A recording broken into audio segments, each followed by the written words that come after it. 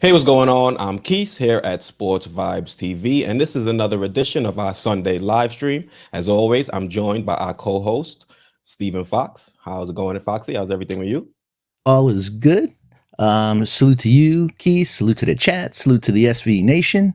Can't wait to talk basketball tonight with my family. Yep, Foxy, we got a jam-packed show. Unfortunately, this is following a 1-2 week for our New York Knicks, and I think one thing we can all agree on as Knicks fans is that this team does have a few issues. So what we're going to do to start the show, we're going to talk about some of those issues, and we're going to see what is the biggest issue so far and something that the Knicks have to do in order to improve upon our play out there on the court. So, Foxy, I think, let me just pull it up for you. If you look, the biggest issues I think are the first one is going to be the starters. Second, the team playing defensively. Third is going to be the ball movement, and number one, I think D is going to be coaching. So if you look at the starters, Foxy, we continue to either give up leads to start the game, or in the third quarter, we allow teams to claw themselves back and establish leads. So, what have you seen from the starting lineup this past week that you think is concerning and that the team really has to improve upon moving on? I think the thing that concerns me most is effort issues. It's a normal cycle for any team. Good teams go into shooting slumps, and this is an early season thing. It cycles, and I'm not really worried about that. We shot almost 40% as a team last year. We're going to be great. We'll be fine. It's early, but effort should never be compromised. Your shot may not be dropping, but your effort, whether on defense, loose balls, getting back in transition, on offense, rotations, that's what's concerning me. And it's funny from Tibbs. Some people, it's like, hey, it's only 13 games in. Don't panic. Don't hit the alarm button. And yet Tibbs the other night made a comment after one of the games saying that if you wait 10 games and say we'll wait 20, and then if you wait 30, it's too late. The East is stacked, like we've talked about in previous shows. So I don't know. I'm not worried about Julius. Julius to me is 2010 and a 5 every night. We talked about sometimes he gets bad behaviors when the other players are not doing their share and he tries to do too much. But I keep saying the same thing. Do you know how hard it is to make second team all NBA? He has elite skills. I'm not worried about him. I'm not worried about RJ. RJ's in a little funk after having 5 games at 20 points. So I'm not worried about him. But then that's where the starters get scary. Kemba, he went off the other night for 20 in the first half. It was, we're seeing on the offensive side, it's a situational. If he plays against the right team, and Charlotte has the worst defense in the league, folks, so that was the right team. But as we saw against Indiana, where they put Duarte or they put Brogdon, big guys on him, that, and also whether Grayson Allen, they just blow past him. So his days on defense are over. I don't care if he takes charges. That's one problem. Fournier hasn't put together a complete game this year. Great first quarter, love his chemistry. Randall, great in the, overtime, but hasn't put 4 quarters together. And defense, wow. I don't know, man. I thought he was going to be a lot more functional than I'm seeing. He just looks like he's in cement. And Mitch, every game I'm lighting a candle before the game for Mitch and or Noel, that those guys to stay healthy. So Mitch is not the same Mitch with this weight. His bounce is different. His hops is different. His getting out to the perimeter. Like I was saying, this is not the rookie Mitch. So I have a lot of concerns with the starters. And one of my biggest concerns is that because of Kemba, they're going to put, D Rose as the MVP of this team. I love Randall. He's the best player on the team. But as Rose goes, we go. And if they play Rose too much, she ain't going to have anything left in the tank by the end of the year. Yeah, I'm somewhat concerned about the starters even individually, because if you look at Julius Randle, he's starting to revert to that Julius Randle where he's not trusting in his teammates. Instead of now doing spin moves into double teams, he's now doing hop gathers into double teams. At times he's continuing to turn the ball over. I think Julius Randle is best when he's moving the rock. We saw, I believe it was the Hornets game, he started the game with 4 assists. He wasn't really shooting well, but the team got off to a good start and we looked good out there. But you look at the rest of the game, he only had 1 assist, and the Knicks proceeded to lose every quarter thereafter. So I think if Julius Randle continues to move the rock and trust in his teammates, then you're going to see that starting unit excel. Even though there are other issues outside of Julius Randle, you mentioned RJ not having an issue with him. I don't like the fact that he's been so inconsistent. We've seen him have that 5-game stretch where he was eclipsing 20 points per game. But now you look at what he did last week, and I have the stats. He was 8.6 points. He averaged 8.6 points per game in the last 3 games, 5.6 rebounds, and 1.7 assists. Now, I know it's early, but this is an important season for RJ.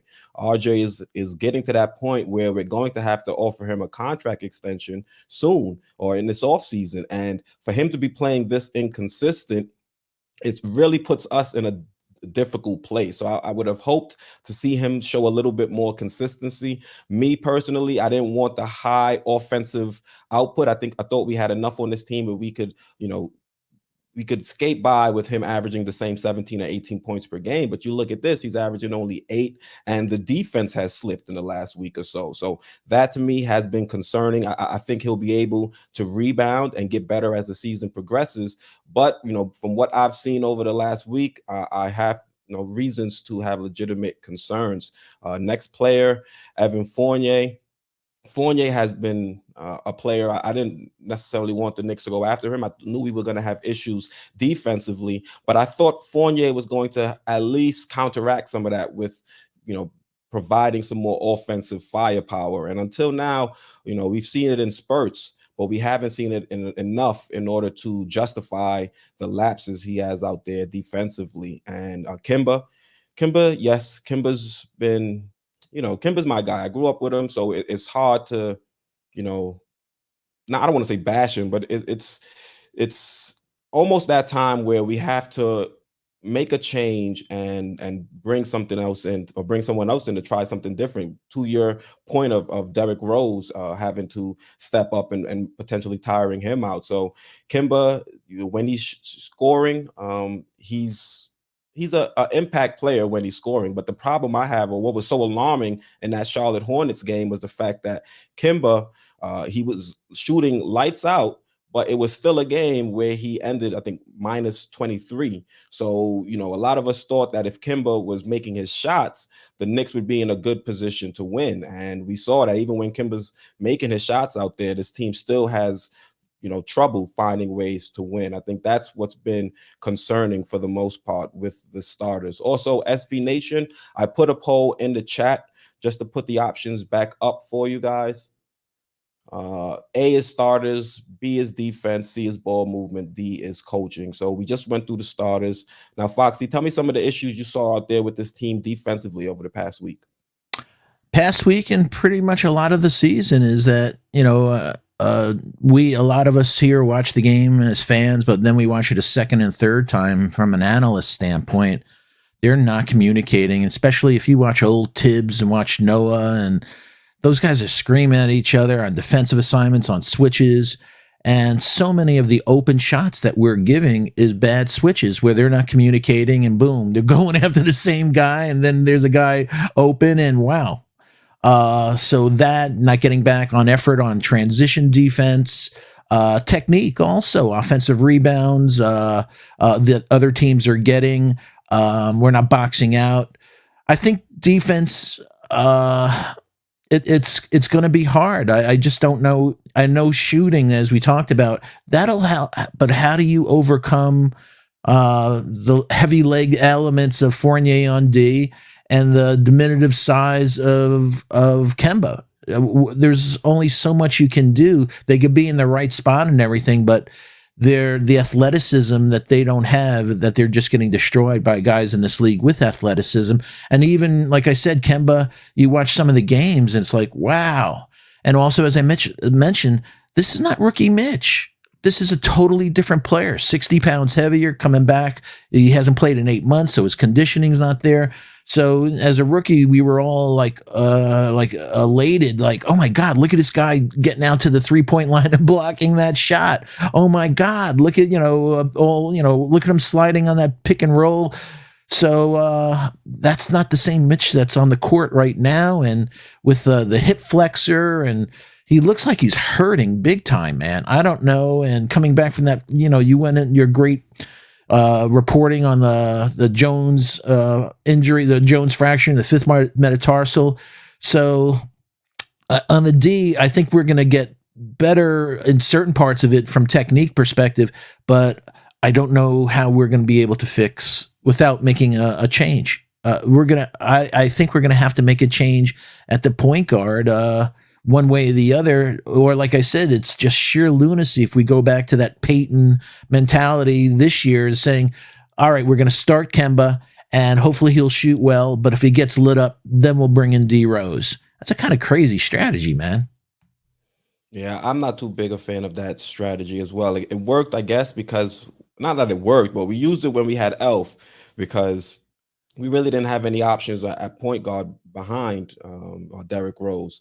But now I think we have some players on this bench that can contribute. It's all going to come up to Tibbs deciding to use them. And I think we'll talk about that a little bit more when we get to the coaching. But the defense has been brutal. I think this team has to get better defensively. I don't know if we have the talent in the starting lineup for us to get better, by much, but like a lot of us know, defense is all about effort. And you said it earlier when we were talking about the starters, the effort's just not there. And until that effort returns, this team is going to continue to struggle because we're allowing players or teams to penetrate, get into the paint, find open shooters. We're one of the worst teams at defending open threes or giving up open threes. And then, you have instances where teams, even if they're not hitting their threes at times because they're getting penetration, it forces Mitch to step up. And now you're allowing a lot more.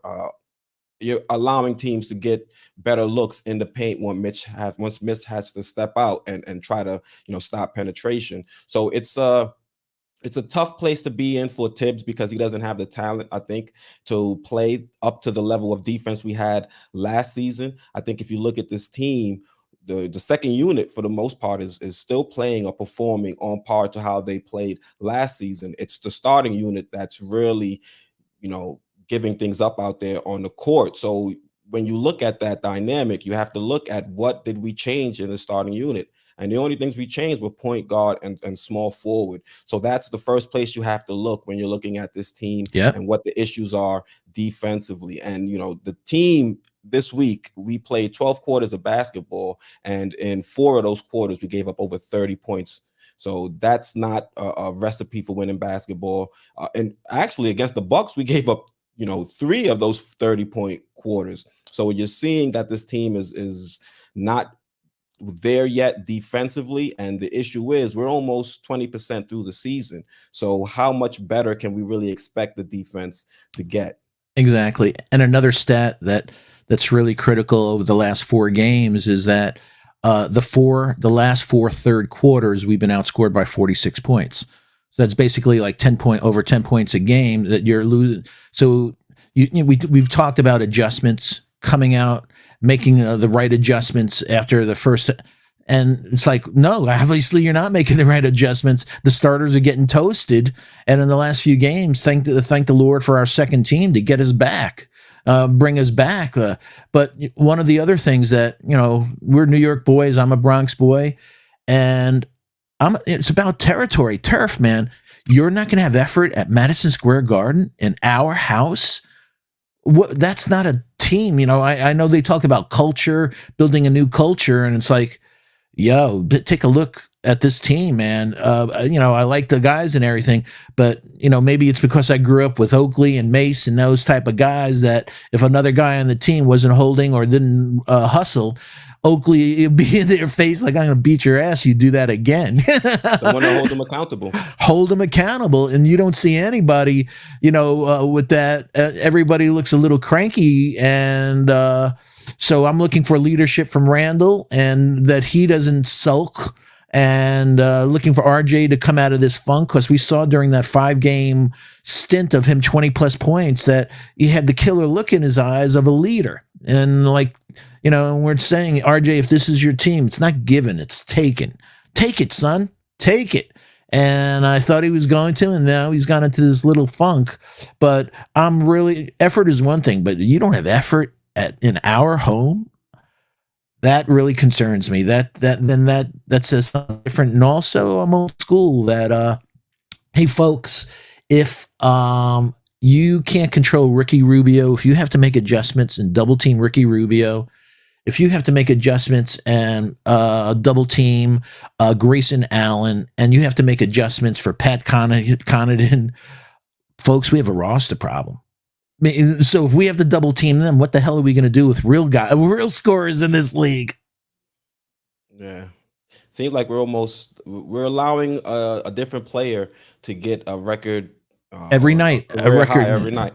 I think in LaMelo the every other night loss, had 17 rebounds, 9 assists. yeah, and every loss, I think I have it right here. The first loss, it was Cole Anthony. He had 16 rebounds. Second loss, OG Anunoby. He had a career high, 36 points. The third loss, Miles Turner had a career high in 3-pointers and 7.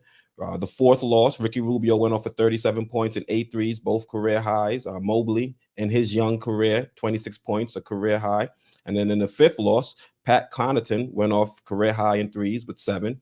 And LaMelo, career high in rebounds with 17 rebounds in our sixth loss. And I got that from Alma Aldo. You can check him out on Twitter. So this is literally a team where people are circling us and saying we can go out there and have a career year. I mean, not a career year, but a career performance, career high performance. And this team, our identity last year was defense.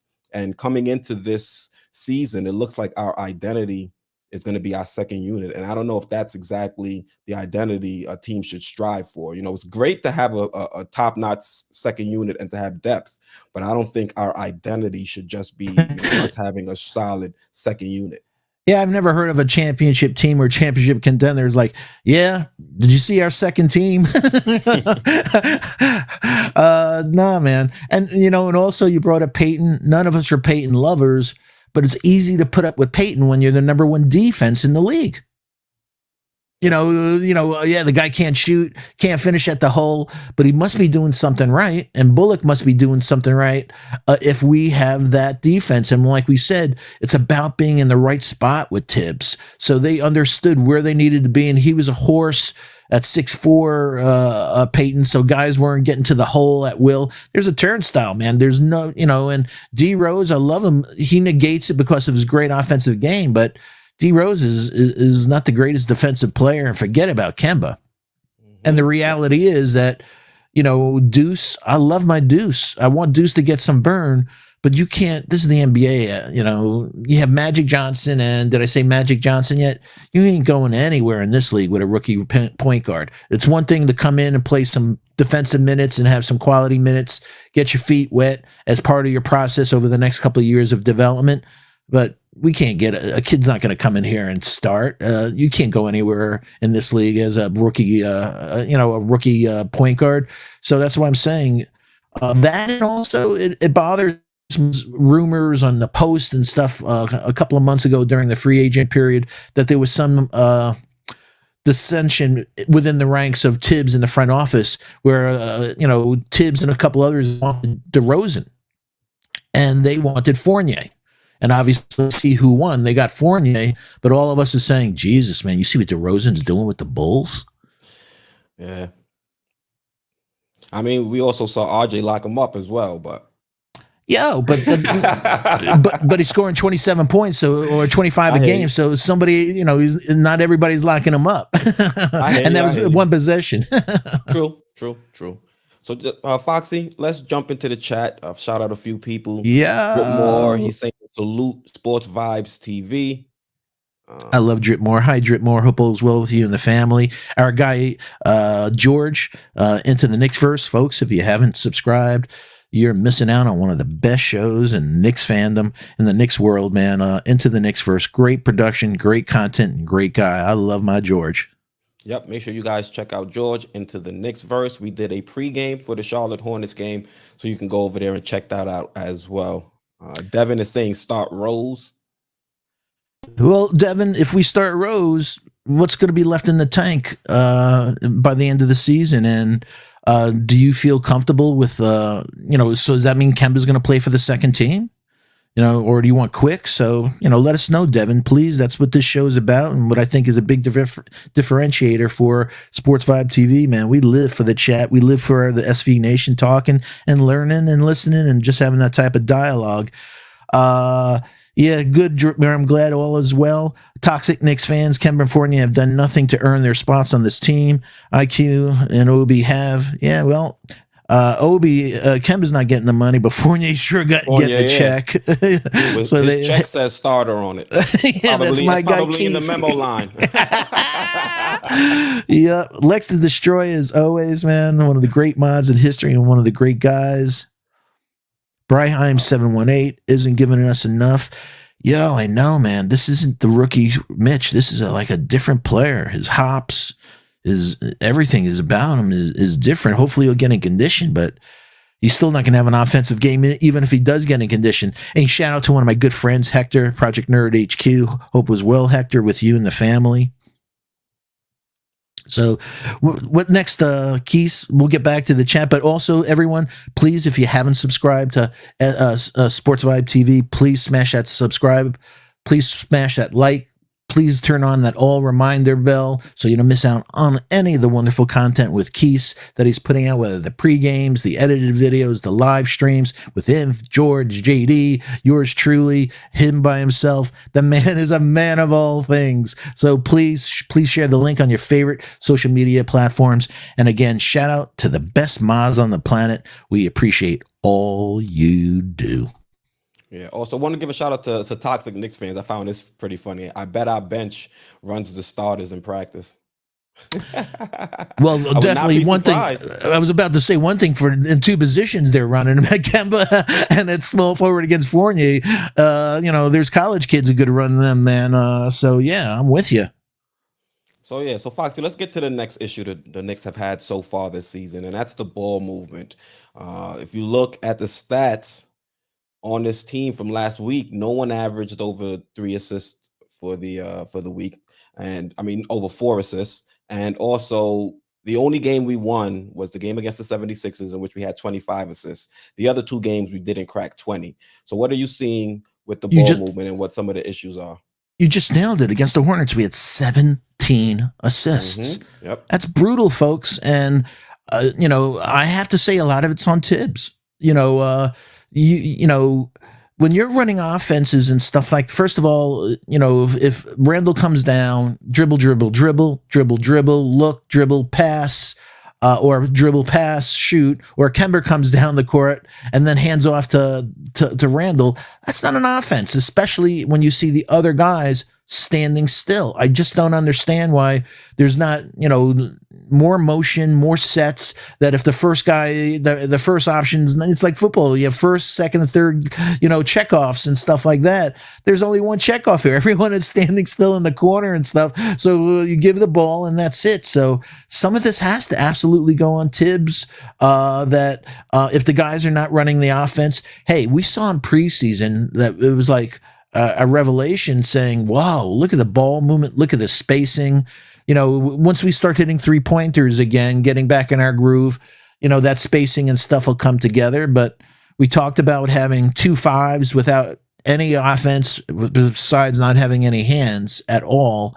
But the ball movement on the first team, it's on Tibbs, I think. You have to demand that they move that ball, that you just don't give it to Randall and say Hail Mary, full of grace. Hopefully he makes a basket or he passes to the right guy. It's just in this league, they're like, we know what you're gonna do.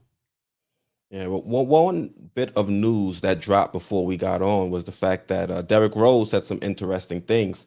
Looks like Tibbs is no longer allowing that first unit to freelance. They're running a lot more set plays, and hopefully that's going to bode well for tomorrow's game against the Pacers, because it looks like we rely too heavily upon Julius Randle too early in the shot clock. It's one thing if you're getting late in the shot clock and you need Julius Randle to bail you out because you weren't able to get a good look. But I think we're too early in the possessions. We're allowing Julius Randle to kind of, hold the ball too long, and as opposed to moving the ball out there on the court and trying to find the best look. Like I say time and time again, when Julius Randle looks to make a play, this team is much better. I think right now, Julius Randle gets too much into some of these one-on-one matchups and tries to show, I guess, or showcase that he's on that level of one of the greats in this league. And I think this team,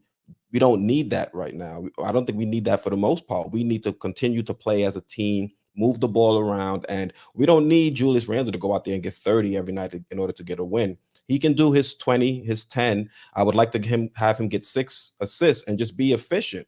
As long as he's doing that, this team is going to be in a position to win in the late stages of a game. And that's all you ask for, from your star player. Put us in a position to win. And, hopefully you're able to make a shot. And if not, you're able to make a good decision and find one of your teammates who's able to knock down the shot and get us the W. But if the team doesn't continue to move this rock, we're not going to be able to get the most from the players that we brought in, like an Evan Fournier, like a Kemba Walker. They are going to have a much easier time finding their shots if they're going up against a defense that's scrambling, trying to rotate it and get to them on the 3-point line. So as long as this team, as long as we are doing what Derrick Rose says we're doing, having Tibbs put some plays in place where we're following a system and we're not having everybody go out there and do their own thing. I think it's too early in the season to allow some of that. These players are still learning each other's tendencies out there on the court. And I think when we go into that free-flowing offense where everybody's doing their own thing, that's when you start to see this team really struggle and the ball stick. And usually it's sticking with Julius Randle. Yeah, sticking with Julius and everyone standing around. Mm-hmm. And that creates frustration, especially when it doesn't go in. And like we talked about, and like our guy JD brought one of the great points about ISO is good, but ISO is good when you do it from your spot. ISO is not good with Randle when you're doing it 4 feet behind the 3-point line, and he first has to get dribble and use his handles to get to his spot. And then if he can't get to his spot, then what do we have? We have that fadeaway jumper, and some of them go in and some of them don't. But a lot of it is long rebounds and transition points. And we're getting killed in transition points tonight, folks. Yeah, so that's definitely some place the Knicks have to get better, ball movement. And you touched on it a little bit when you were talking about it being coaching. What are some of the concerns you're seeing from Tibbs out there with this team, causing us to be in bad positions and ultimately sometimes, causing us to lose? If you look at some of his rotations, I think he's stuck with the starters far too long, allowing teams to build leads. And I think in certain instances, like that Charlotte game, I think he went to the starters unnecessarily and allowed the Charlotte Hornets to escape with a W. I'm with you. They talked, on the after game on MSG, they talked about, I had an issue of him we've talked about this. I've had issues over the last 2 years, not just this, pardon me, with Tibbs rotations. But, they said, you have to have trust in your starters to bring them in. And, they didn't have a problem. I don't have a problem you bring in your starters if they're not hitting his shots. But I have a problem you bring in your starters if they're not hitting their shots and they don't have effort. Send a, shot across the bow. I'm playing, it's 2 games within this stretch where he's basically benched his starting team. And in those 2 games, the second team came back. You know what? Leave a calling card, man, Tibbs, and say, yo, I don't care if you're second team all NBA, and I don't care if you're golden child, RJ. You don't play with hustle. You don't play good basketball. I'll play somebody who is. And, and historically, somebody finds Jesus real quick when they're on the bench, like, I better listen to coach. So I really disagreed with him pulling the starters the other night when the guys, Rose and Obi and Quick, it's great that Quick's out of the slump, or most of the slump at least. He missed some big shots in 2 games during crunch time, but they brought us back. So salute to the second team.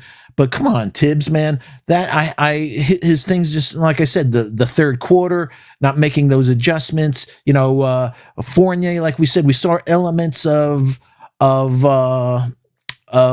cooler during the games where RJ's hot, he takes him out. Quickly's been in a slump, quickly gets hot, he takes him out. He's so rigid. Old dogs, it's hard to teach him new tricks, and he's trying, but his rigidity sometimes, it feels like he doesn't have his finger on the flow of a game, Tibbs. So sometimes, like I said, if the basketball gods give somebody, make them hot, leave him in.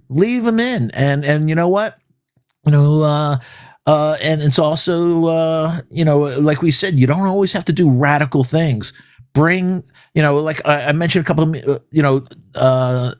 the kids, Grimes and McBride are not going to take us to the promised land this year. God willing, in the future they will. But they're defensive-oriented kids. So that makes them a different rookie in a lot of things because they have excellent defense. If these guys are not playing defense on the starters or something else, shake them up. Don't bench them. You don't want to. But if you see during a game like we've seen during this stretch, you know what? Let me give a Deuce some burn for 4 or 5 minutes. Let me give Grimes a burn for 4 or 5 minutes. And he did play Grimes, and he played respectively. But haven't seen him since. Haven't seen him since. Thanks. Yeah, and so that's the whole thing with Tibbs. So it's like, and be quick. Just put the thing out there and say, hey, if you do this, I'll pull you real quick. But don't pull him and put him back. And then it's like you don't learn the lesson if you put people back. Especially like I said, if you're not hitting your shots, you'll come out of it. These are pros. But if you're not showing effort, you got to leave a message like that's unacceptable. And if you don't have effort at home, that's a double message. Like, yo, I'll sit your ass quick. Mm-hmm. Quick, fast, and in a hurry. So, so Foxy, I closed the poll. Knicks' biggest issue, majority said A, starters at 56%. So are you in agreement? You think the biggest issue is the Knicks? I mean, the biggest issue is the Knicks starters. Yeah, absolutely. 2 of the starters, or 3 with Mitch, but absolutely the starters. The second team has been fantastic. That was the thing that we said from day one, though, that folks, the thing that scared us at the beginning of the season is like the Eastern Conference is stacked, and it's stacked with elite talent. We don't have elite talent on this team, but we have a deep team. So we're hoping that a deep team that are dogs, that are going to play crazy defense and play some physicality, can overcome not having the elite talent that a lot of the other teams in the Eastern Conference does. But if you don't have the effort, then all of a sudden that just showing that you have ordinary, meaning you have average talent. You don't have elite. You have one elite player on this team in Randall, and then you have guys with potential like RJ, but haven't hit that. So, but they're playing against elite guys. So the only way to do that is, like we said, hustle and all the other things. So yeah, man, I agree with the family, man. This is on the starters. You can't say anything about the second team. If anything, you have to applaud the second team for showing the grit to come back from, like I said, being outscored by 46 points in the last 4 games in the third quarter. It's all on the starters, man. All right. So since we're in agreement that it's the starters, what potential answers do we have in-house? I put up a little, spreadsheet. Where do we have to make a change? Do we have to make the change at point guard with Kimba? Do we have to make the change at small forward with Evan Fournier? Do we have to make the change at both positions? I think that's something George brought up in one of his videos, in his Fix It video. You can go check that out at Into the Next Verse. Or D, do we give them some more time to try and figure this out? And if so, how much more time, Foxy? Yeah, I'm with you. I definitely in-house, like I said, that Deuce and Grimes are rookies, that they should be playing spot minutes, but they're not the answer, not at this time. The only thing that I think in-house that we can maybe play around with is say, I know we paid him big money, Fournier, but you know what? Burks, you're coming to the first team. He can make his own shot. We're going to put Evan, maybe you're going to be able to deal a little better, both get your offensive for 4 quarters, put together a complete game. And I've mentioned this as just watching game after game, he's hitting the front rim a lot. I don't know if he's in condition. I don't know if the Olympics or whatever, but his shot for such an elite shooter, and folks, statistically, Fournier in his history is a very good shooter, especially corner threes and everything. He's hitting the front of the rim. I'm like, wow. But we've seen spurts, like Quis said, the chemistry between him and Randall. Like, I wanted them to build on that. But if it's not, I have no problem with let's do a little test. Let's put Burks on the first team, and like we're saying, before we make a radical move and everything else, let's see how Burks plays with the first team and Fournier plays with the second team. Yeah, I'd rather go. Oh, go ahead, Finish your No, I thought. was going to say I wanted to hear your response, and also obviously the chat in the SV Nation. What do you think, family? What's your ideas about what we could do in house, especially with the starters? There's not much leverage. I haven't said the double K word. It just came to my mind for the first time, but I don't know. It's like a sacrilege for me to even think about Kevin Knox. I can't even fathom putting him in for a Fournier. Yeah, I don't think Kevin Knox would be the answer. Yeah, I know. I'd So say that's why I'm saying in house. What other solution do we have other than maybe switching out Burks? But there's put IQ. Like I said, I personally think IQ, and I'm glad his game's coming about. I love him being a shooting guard with point guard skills. I don't think he's the same player when he's playing the point. I think he's much better with Rose there. He's much more comfortable, doesn't have to think so much. You could just let the game come to him, makes nice passes. His 3-point shooting's coming about. So, yeah, I like that. But I don't know about IQ, and also defensively. IQ is better than he was last year, but IQ is not a defensive stopper. He's gotten better, but better from being terrible. yeah, I hear you. I would possibly, I would want to change at point guard. Try and put Derrick Rose in at the starter. Put Kimba on the bench with the second unit. See how they play together. At times they share the court. You say quickly, has gotten better. So I think him with Kimba wouldn't be as bad as having Kimba with someone else or another guard out there that's just as bad defensively. I think that Kimba could kind of rely on Emmanuel quickly and then still have Nerlens Noel in the paint on that second unit if things were to get a little screwy out there and he's unable to stay in front of his man. And if that doesn't work, if Kimba is still not producing with the second unit, then you can potentially see us go to a Grimes or McBride. Then you can see, IQ maybe get the reins as the point guard in that second unit. We've seen him play point guard in summer youth league, even though it's not up to the same competition, but there's some chemistry between between Grimes, and between Obi. They all played with each other in summer league. So if I were going to make a change at coach and I realized that Kimba's not giving it to us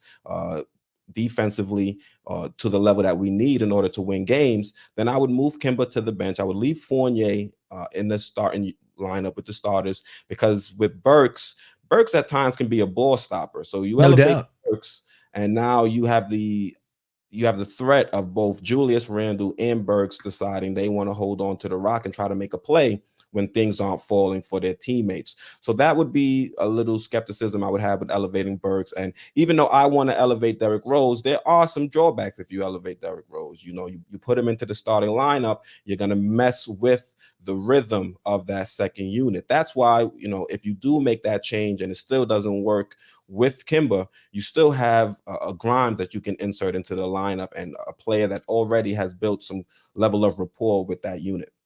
Yeah. The key thing with me is that this is a league about getting to your spots. And D Rose has elevated, Quickly's game and Obi's game on that second team by what he does and them collapsing and then getting the ball for Obi. Pardon me, for what Obi does well, and Quick, for Quick being a catch and shoot. If Kemba's not getting the ball to the guys on the first team in their spots, what makes you think he's going to get the ball to the guys on the second team in their spots? And a lot of it has to do with that left knee. Doesn't have the burst, so he's not going to be able to get the penetration. So he's going to have to try to get that ball to somebody from outside the 3-point line or whatever. So it's a very tender situation. Like I know with you and all of us, him being a blink away from Castle Hill Projects where I grew up with, it's a great sentimental thing. Hometown boy comes home, but we want a winner, man. And, I feel like I've said this, one of the things that bothered me was OKC traded Al Horford, Moses Brown, and a draft pick to get Kemba and basically gave him up in no time. So they gave up all these assets, and also they gave up assets in the first place to get Horford to come there. So the only thing I could think of them saying, I know they have a young team. They want we see that with Houston, we see with other teams, but they gave up so much. And then to just say, all right, let's just buy him out and get out of it. to me, the only way if somebody does that is that their management looked at him and said, "Nice guy, great career, he's washed." He's defense, he's washed. He's going to have some games where he's like a puncher, like I've said. In the right situations, he's going to score, especially his jumper when it's there from three. But what we also saw at Charlotte, went off for 20, but he was so exhausted that he scored 6 in the second half from the outburst in the first half. And if you watch the second half, especially in the fourth, the shots were hitting the front of the rim. His legs were gone. So I don't know if Kemba, like you said, maybe, hey, I had no problem. Try it on the second team. Maybe, but on the second team, he'll just be the same thing on defense. Maybe he'll be able to get a shot off easier on against second team players, but it's real difficult, folks. The only other solution is we have 6 first round picks. We have God knows how many second round picks. Think about December 15th about making trades. It's going to say a lot about this management, about what they want. I want the chip. I just don't want a playoff team. I want to win a chip. So Kemba, like I've said before, we need a point guard of the future. So I love DeJounte Murray. I brought his name up as a potential guy, but I don't know why San Antonio would give him up. Brunson. But Brunson he's okay. He's not an answer. He didn't do shit in the playoffs last year.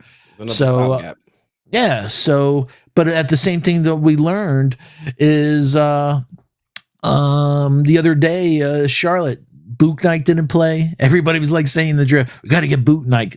Yeah, if you got Bouknight, he'd be on the bench. You're not going to get your point guard. You may get your point guard of the future in the draft, but that point guard of the future will take 3-4 years to become the point guard of the future. We need a point guard today, and the only way to get that is getting a proven player.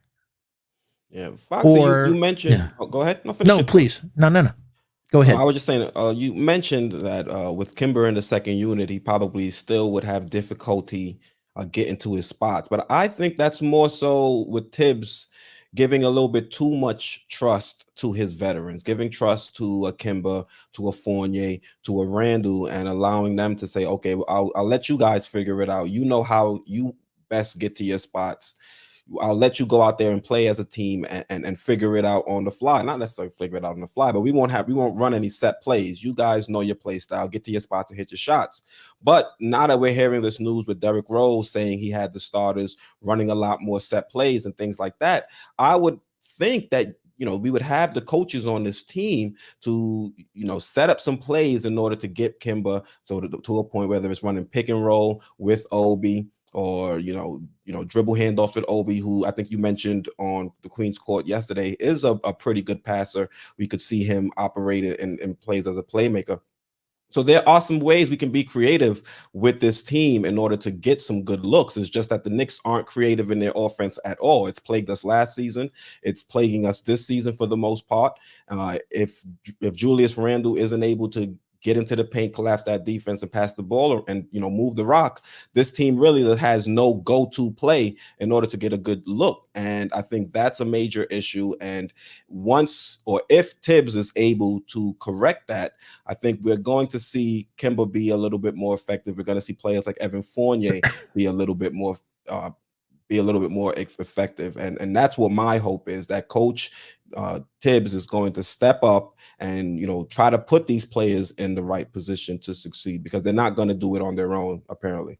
And so much has to do with technique that, folks, watch Taj Gibson set a pick. That is a professional pick. That's a professional basketball player, how you're supposed to set a pick. There's times that Mitch sets a pick and you're like, come on, man, that was, put your body there. One of the things I loved the other day, and a lot of people didn't pick this up, Taj Gibson had a foul against Grayson Allen the other day that, he took a foul, but it was, it was like a running back, man. He lit him up. And it was basically like, I'm sorry, man, but I've been saying that you got 6 fouls, make sure they're nice and hard. Get into these guys' head. If a guy's going off, take a foul, take a fucking flagrant. I don't give a shit. Get into their head. Let them know that you want to do that. You're going to get tomorrow. You better have some Bengay or something. I'm going to put some hurt on you. So you're going to light me up. Fine. I'm going to light you up. Maybe not on the board, but I'm going to light up your belly or something with elbows or something. But you ain't going to do that to me at home. And you ain't going to do that to me in front of a national crowd. But if you don't do anything, then that gets under my skin. I'm a New York boy. I'm going to be fighting you either way, man. And if I don't see fight, it bothers me. It's like, yo, everybody loses a fight. That's cool. But if you don't fight for yourself, then that's even worse than not fighting, man. Then you got a personal scar that you ain't sticking up for your family. Yep. So Foxy, want to give a few shout outs in the chat. Anthony 212, he's saying we need a utility point guard. Yeah, well, Jalen Brunson is the definition of a utility point guard. Yeah. Quiet Money is saying, don't you love Quiet Money? I always use my brother. Yep. Yeah, he's saying Fournier has to play because of the size of his contract. That's a fact. I was talking to George off camera, and he was, letting me know that he wanted, or not wanted, but he thought a change could be, like you said, elevating Burks into the starting lineup. And I told him, I don't know how that is going to play in the media. You go out there, and that was one of your big ticket signings. You go out there, and now you bench him. You have to. Public opinion is something that's real, especially here in New York. You can't go out there and bench your prized signing. That's like saying go out there and bench RJ. You bench RJ, that's the number 3 overall pick, and now you're going to put him into the bench. You do any of those two things, it's going to cause an uproar. So yeah, it's a catch-22 though. Yeah, if you don't win, though, it's even worse than not making a move, though. So true. That's why I was going to say you have to be prepared for the blowback if it does not work. So it's really a hard spot to be in, and that's why Coach Tibbs makes the big bucks to make those decisions. For sure, absolutely. Shout out still Knicks fans. Hi Ron, hope all is well with you and the family. You and John, please, everybody. If you haven't checked out Still Knicks fans, check it out. He's doing an NBA report, great stuff, man. So please check him out. He's on the MBK channel. Shout out to Sim. Shout out to the Queen. Thank you again. Had a nice time. First time I ever was on MBK yesterday. First time, but it was a swell time. She's a super person, Steph. So thank you so much. But again, shout out Ron. Keyshawn, everyone was hating on him, but he was exactly what we needed. I'm not sure we should have moved. I'm not sure. If you're talking about Duarte, I agree with you, man. You heard me, Keyshawn, and everybody when I was doing Foxy's draft thing, people saying, "Oh, he's the oldest guy. He's 24, the oldest guy." I'm like, he's the most prepared guy. I'm not talking like Obi. This is real stuff. This kid can shoot. This kid can shoot. This kid is a very good off-ball defender, and the kid has length. He's sweet. So. See, Corey Jones is saying Rose can score on any unit. He's not average. That's true, but he's that way, Corey. I agree with you. Shout out if you're new to the channel. Anyone, please give us the thumbs out so we can give you a proper hello and welcome. But he's not average when he's rested. He becomes average real quick at 28 minute mark of a game. So it's for Rose to be the player that we see. And then I brought this up yesterday when Quis was at the game. He's like, when you're at the game, it's a different dynamic. And it's like, he still has burst, man. He still has that. But you play 82 games and you're playing now more minutes because of Kemba's issues.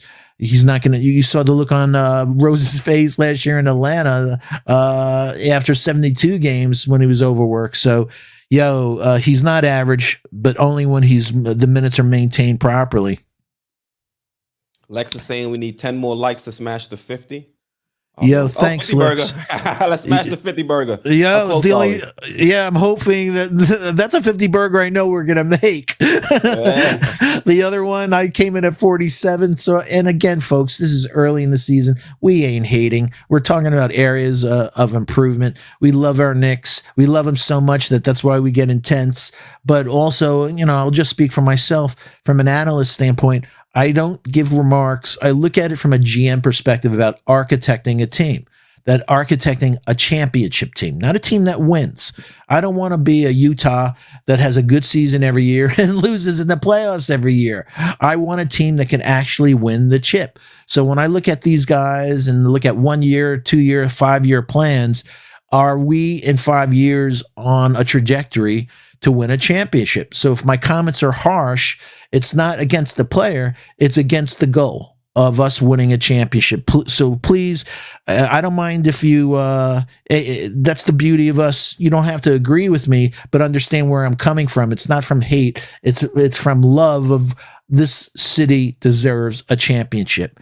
I'm old, so I can tell you about what it was to see 2 championship Knicks teams. I want you to have that same joy and euphoria that I experienced. And the only way about us getting that is keeping it real and about the players' performance and also their upside.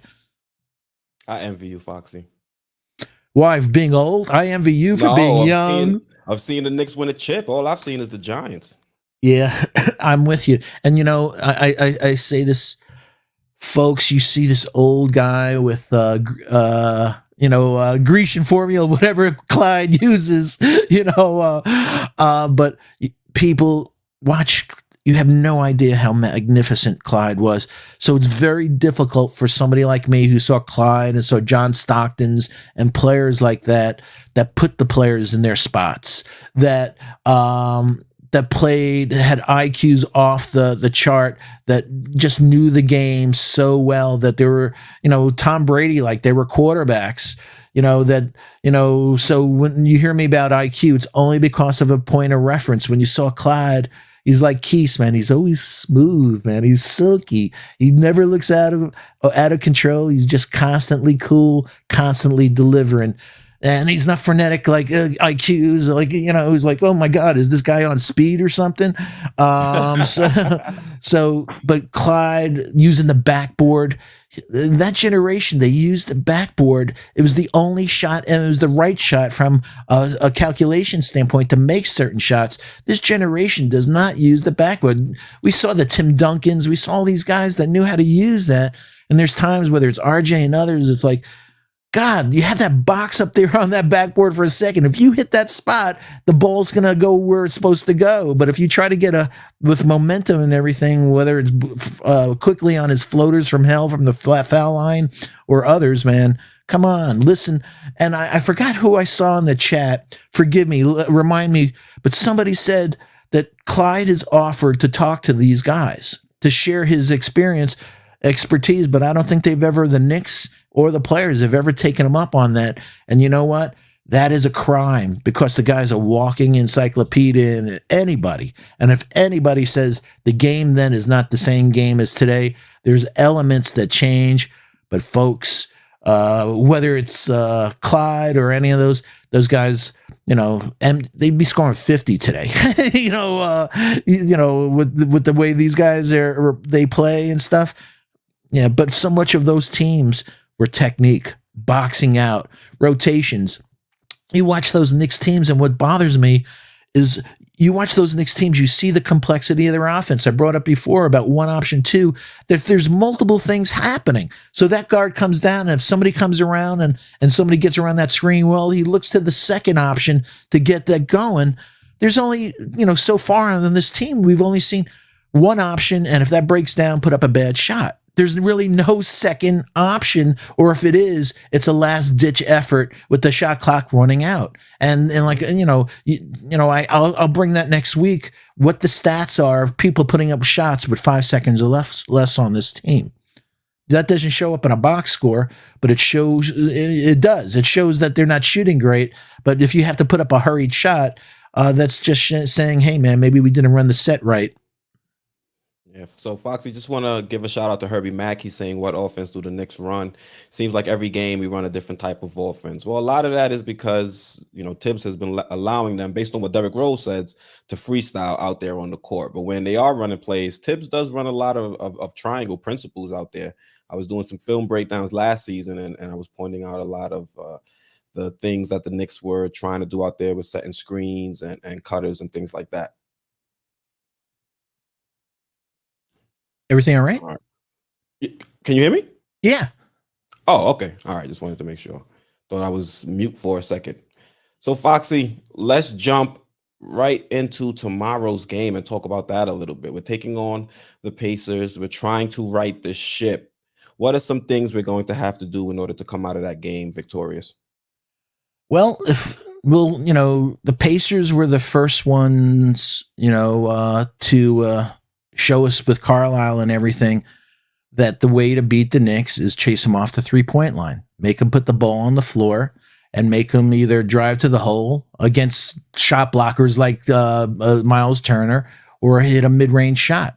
And that looked like it was an Achilles heel. So I expect to see the same thing tomorrow, them driving us off that 3-point line and making us hit other shots. And also putting Duarte and Brockton that I don't see them.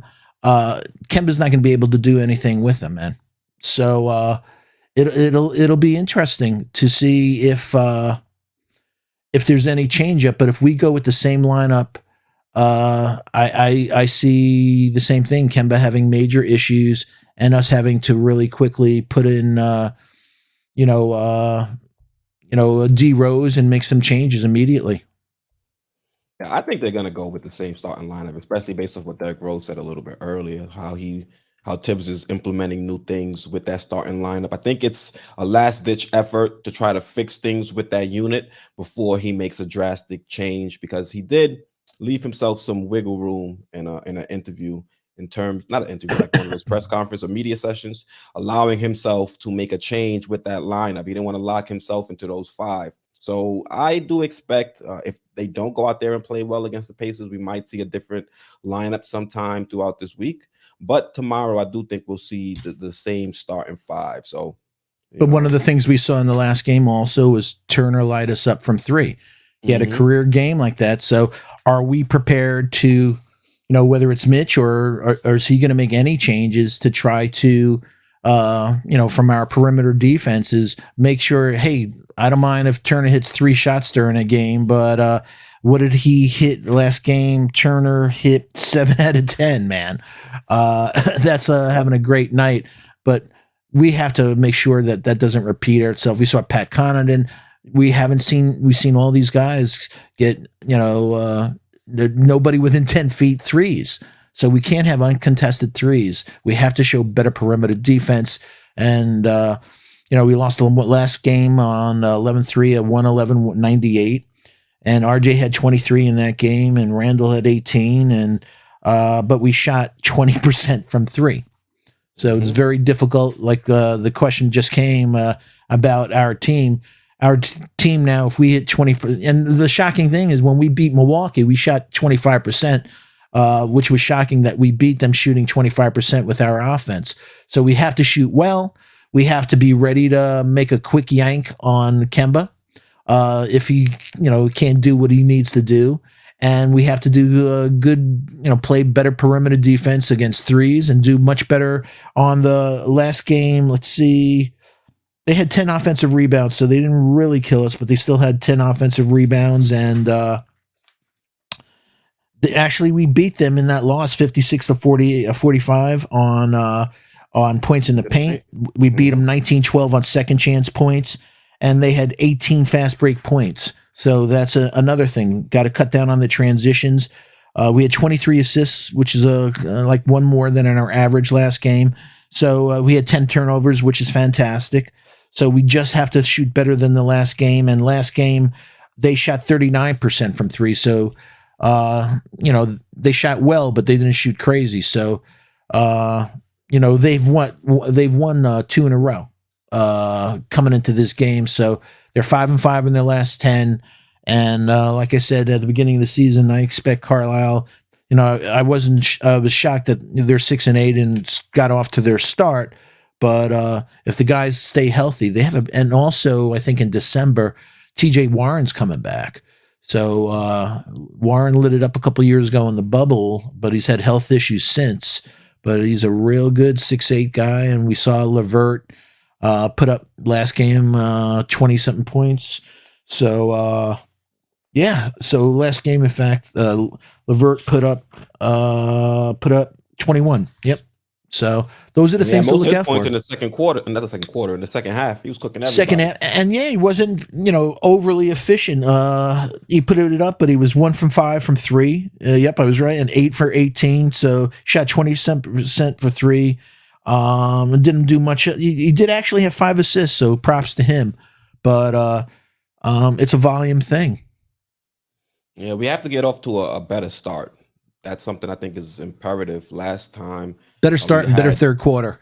yeah, those are the minutes that you see that the starters play the majority of. So that's glaring in itself. But last game against the Pacers, we allowed Miles Turner to go off in that first quarter and help them establish a lead. So I think it'll be encouraging for this team if we're able to go out there.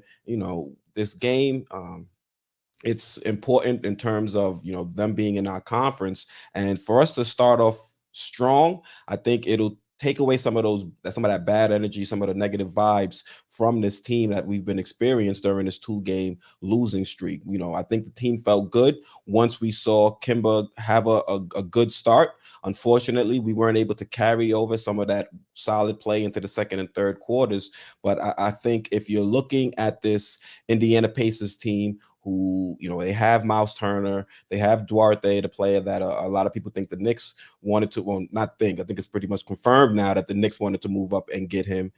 You have Brogdon. This team, the starting unit has talent. Some people may argue how good that talent is. I think they're a strong starting five, and if we don't go out there and match their intensity, this could be one of those games where they're able to, extend the lead early in that game, and we're relying on our second unit. And I think that is not going to be a recipe that we'll see this team succeed with time in and time again. So the start of the game is going to be extremely important, and I think that's going to set the tone for the remaining quarters. Yeah, and we lucked out last game. Sabonis only had 10 points. So, like you said, they have a strong team. Hey, you have a super chat from one of my favorite people in the world. Yeah, Donald Cannon with the 199 super chat. He's saying, "What's up, Foxy?" And for everyone else, like and subscribe. Yeah, make sure you guys are smashing that like button and also subscribing to the channel. We go live Sundays at 8 p.m. But I do want to make a quick scheduling change for next week's show. There is a game on Sunday at 8. So we will be starting a little bit early, starting at 7 o'clock, doing a pregame show. So if you want to tune in, that's when we'll be going live next week, Sunday. Yeah. And folks, we have 100 people in the chat. We have 50 likes. So like Keith just said, please, we don't ask much. We love hanging with you on Sundays. We live for it. Please, but with the YouTube algorithms, we love to hit that metric of 100 likes. It means a lot for people finding, content about the SV Nation so we could spread the word. So please hit that like button. Please hit the subscribe like Keith had said. Please hit that all reminder. Please share that link on your social media platforms.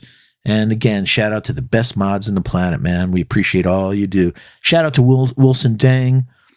Randall smaller than everyone on the screen, okay? But I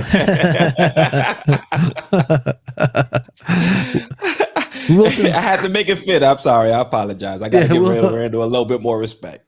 Yeah. That's good for noticing, though. Shout out to you. Absolutely. Ashley Inc. 1, Grimes and Deuce need time.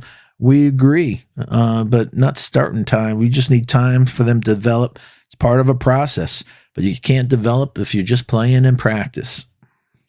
Foxy, want to give a shout out to my guy, Jesse Rodriguez. We chop it up on Twitter. You can also follow the channel on Twitter at Sports Vibes TV.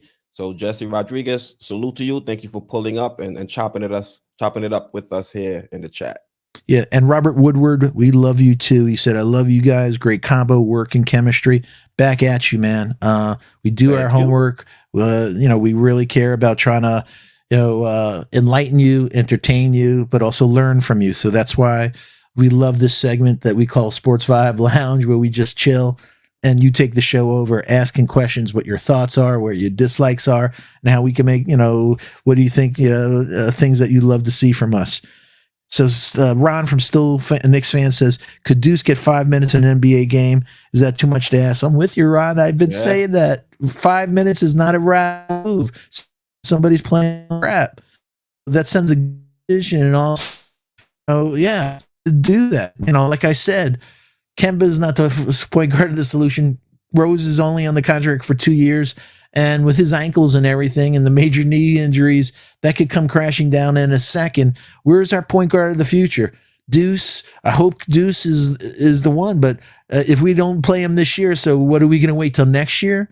And, so we got to do something, folks. Use those assets, do something.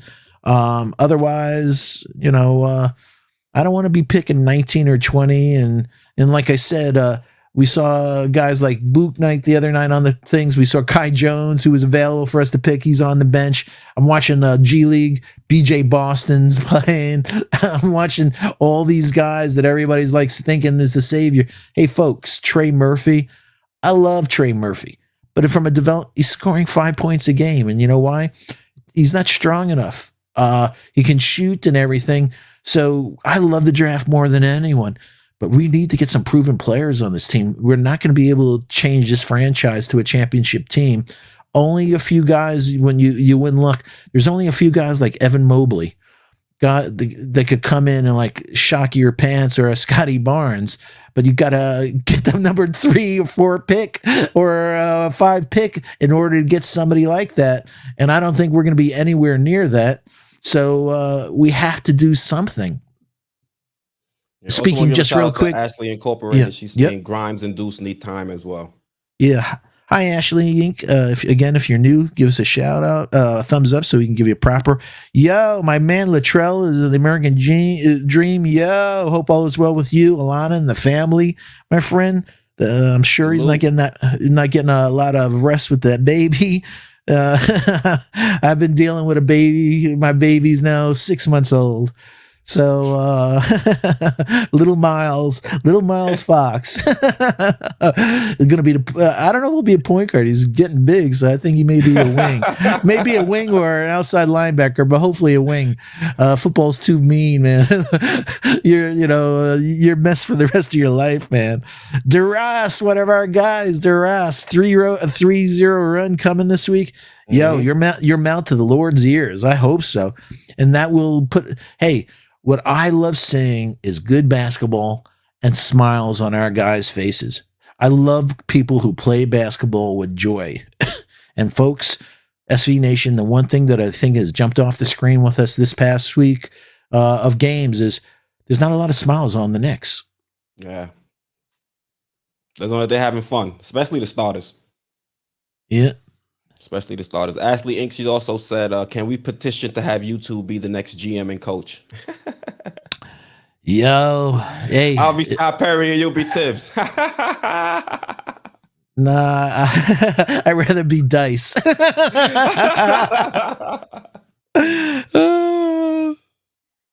was a good one. I like that petition. I'd intern for free, let alone get a job out over with the Knicks. Man, I'll bring somebody coffee just to be in the building. Yeah, imagine me too. Working for the Knicks, that'd be amazing. That would really be amazing. My nephew grew up with a guy who's a scout for the Knicks. And it's like, man, my dream. God bless him, man. Yeah, you don't make as much money as you think. That it's more of a glorious job than it's a passion thing. It's a passion thing, but God, I love my YouTube.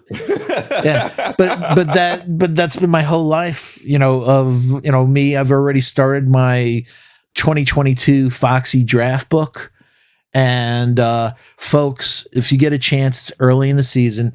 Paolo Banchero of Duke. This kid is the real deal, man. He's 6'11", moves beautiful. He has a mid-range jumper that I wish Obi would watch, man. At this stage, the kid's magnificent. Also, somebody I brought up a few weeks ago that we're in desperate need on this team of a 6'9" small forward who can shoot, put the ball on the floor, and play defense. And I talked about a kid named Caleb Houston on Michigan.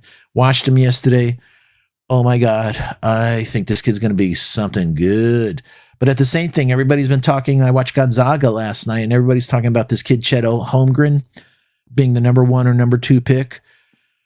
Has very good ball skills for a guy his size, 7-footer and everything, but he makes Nerlens Noel look fat. That's how skinny he is. Literally, his ankles make New Orleans look like he's a weightlifter. I've never seen a guy have a long career with a physique like that, especially at the 5 spot. I know the game's changing. I wish the kid well, but I wouldn't ever go with a draft pick that high for somebody that skinny. So, but there's some. I love basketball season, so folks, we'll be touching on that. In fact, I was talking to our boy George today about that.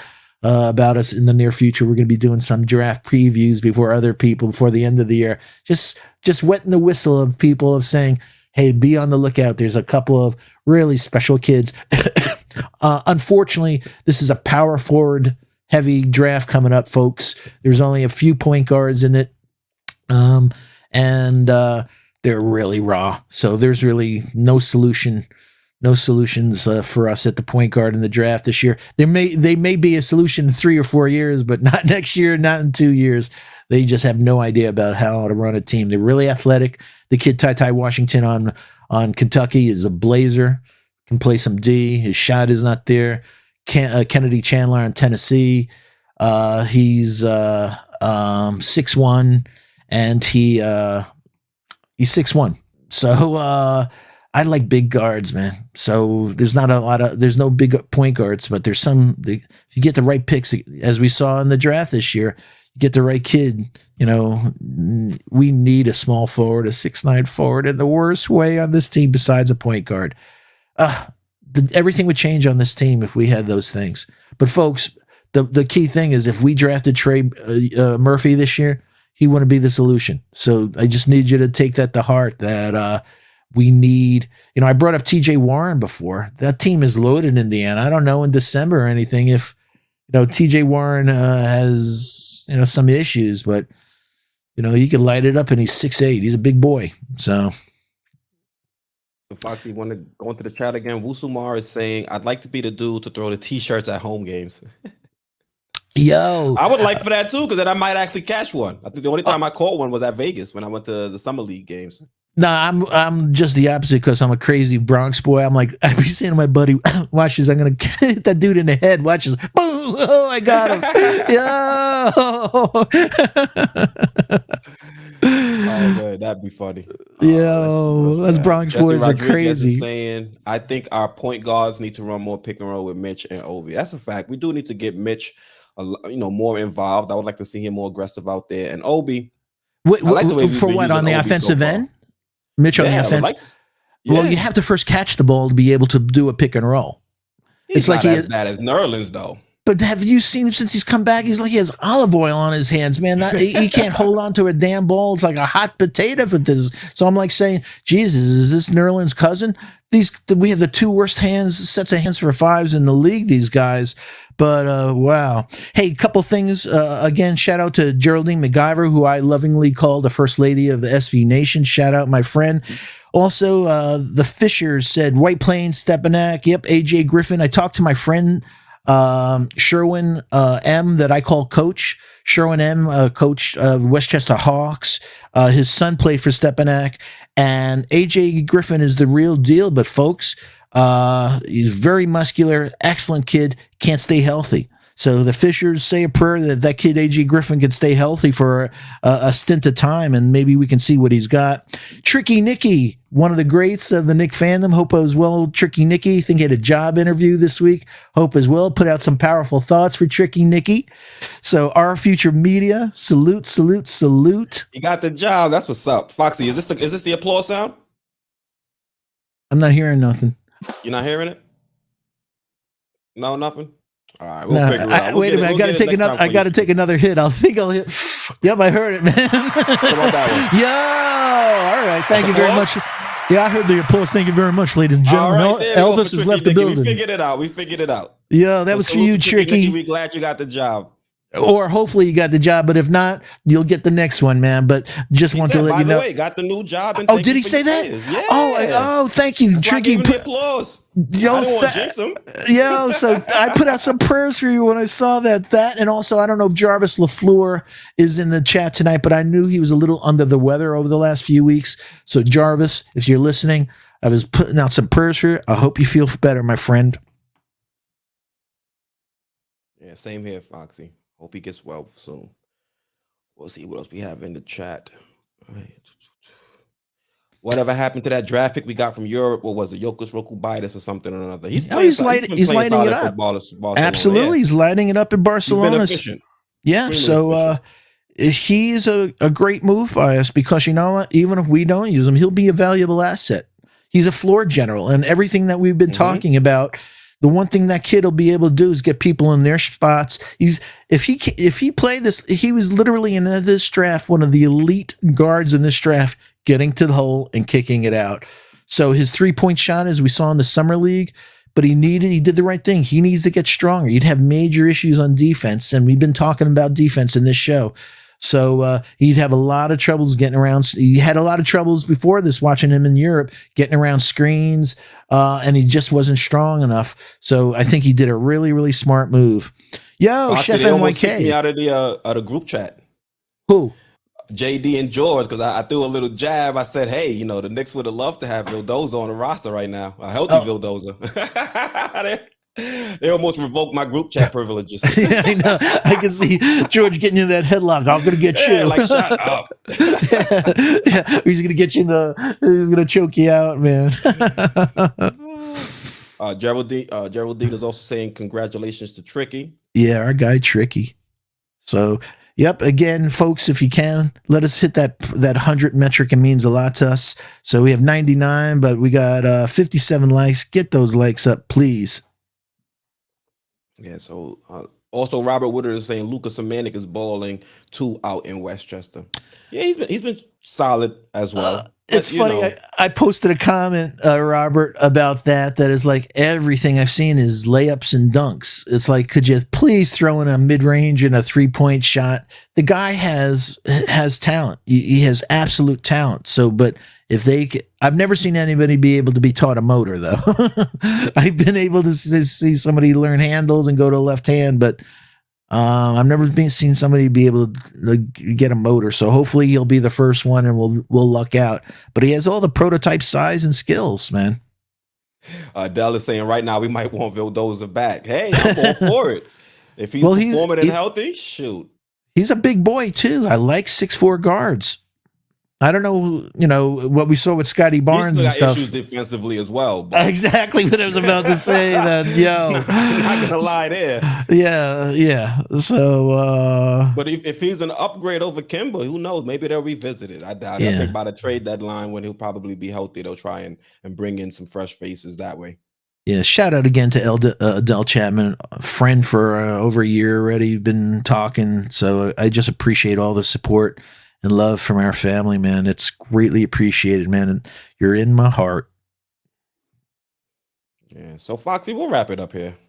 Okay, it was a good show. Had a lot of content, some great conversation with the chat, great conversations with you. Is there anything else you want to say before we sign off? No, I just wanted to reiterate again what Key said. We'll be coming on at 7 o'clock. It's 7 o'clock next week because there's a Knick game at 8 o'clock. So we'll come on, we'll do a pre-show. We live for it, so please join us. Again, please hit that like, subscribe, and remind the bell. Please share the link, and just know that we appreciate your feedback. And again, for some of you, we're not hating. We just want the best for this team, and the New York fans deserve it. And so if we get a little uptight, or Foxy, I'll speak for myself, I get a little intense. It's only because I want you, I want all of us, but I experience something that I want others to experience. I want to pay that forward. And so I just want us to have a winning team, a championship team. And I'll go through the steps, but I just want us to be positive. Yeah. So once again, Foxy, thank you for co-hosting with me. SV Nation, thank you guys for tuning in. You know that whenever I go live, you guys are an additional co-host. You guys help drive the show, and I'm greatly appreciative for it. So thank you once again for tuning in. We're going to close the show with J Boogie's The Squad. If you want to, get more interactive with the channel or with me, you can follow us on Facebook. You can follow us on Twitter and also Instagram or Sports Vibes TV. So once again, I'm Quis, joined by my co-host Steven Fox, and we're out. And you're going to be listening to The Squad by our guy J Boogie. Yeah. I told you. I'm about to put on a suit and tie. Look like Jerome or something with that mirror. Cause when you look good, you ain't gotta worry about nobody telling you how you look. So never mind what the haters say. They wanna hate what they love in the franchise. With Spike said it's the orange with the blue skies. It's no city more famous with the nightlife. We celebrate feeling good, it's the Knicks right. They wanna hate what they love in the franchise. With Spike said it's the orange with the blue skies. It's no city more famous with the nightlife. We celebrate feeling good, it's the Knicks right. We all know right now who brought the city back. Tell D Rose Noel ties us running back. With Berg said he inking in that new contract. Some new money have you pushing that Maybach. I hear the talk, Katie say we ain't cool no more. We'll tell that to the Barclays when they open the door. Before the game, red carpets get rolled out. You see the stars, attendance mean we sold out. Ain't no arena feeling like this gym. Clyde with that brim, Nick jersey with some butter Tims. This for the ones that continue to love the hate. And how Max went from his first to his last take. They say, Boogie, why you talk like that? I'm spitting bars, so I'ma talk like that. Yeah, the media got me feeling like that. My James Brown saying this is my payback. They wanna hate what they love in the franchise. With Spike said it's the orange with the blue skies. It's no city more famous with the nightlife. We celebrate feeling good, it's the Knicks right. They wanna hate what they love in the franchise. With Spike said it's the orange with the blue skies. It's no city more famous with the nightlife. We celebrate feeling good, it's the Knicks right. Some real fans to the game, that mean we stay loyal. Twist the cap off the top so you can crown royal. I promise you about to see a league mess. I'm right beside Mr. Worldwide West, gunning championship Escobar with the cigar. The next track, Mr. Dolan on the guitar. Play that, in fact this a new anthem. Tell Mr. Itzler you need a new Hawk anthem. Everybody put your hands in the air. I wanna see you with your hands in the air. Celebrate your life. Everybody put your hands in the air. I wanna see you with your hands in the air. You a Knick for life. They don't live how we live when we do what we do. We do what we do. They don't do it. We represent to the fullest, just that orange and blue. You a Knick for life. They wanna hate what they love in the franchise. With Spike said it's the orange with the blue skies. It's no city more famous with the nightlife. We celebrate feeling good, it's the Knicks right. They wanna hate what they love in the franchise. With Spike said it's the orange with the blue skies. It's no city more famous with the nightlife. We celebrate feeling good, it's the Knicks right. Just feel the beat for a moment. Feel that? Now bring it back.